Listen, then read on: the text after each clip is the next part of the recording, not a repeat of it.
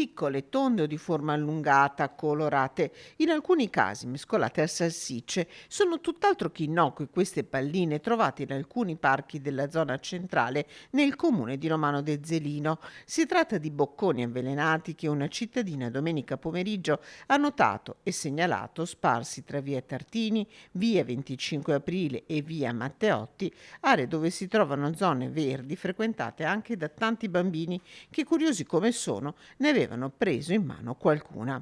A essere colpiti sono stati 4 cani, ma poteva andare molto peggio. E questi bocconi o presunti tali, queste esche avvelenate, sono state trovate all'interno anche di parchetti pubblici frequentati da bambini e giardini privati. Quindi, oltre all'aspetto animale, quindi alla possibilità che degli animali morissero con le conseguenze di questi bocconi, anche dei bambini avrebbero potuto entrare in contatto con queste sostanze avvelenate e di conseguenza aver avuto dei problemi ben più importanti. Ferma la condanna per atti insensati, grati ai cittadini che non si girano dall'altra parte. Il sindaco Simone Bontorin si è già confrontato con l'ULSS e con le forze dell'ordine e nel caso fosse scoperto, l'autore di simili gesti rischia sanzioni di natura penale. Credo che ci sia la necessità di un'azione corale, l'amministrazione da una parte, gli altri enti dall'altra e dei cittadini.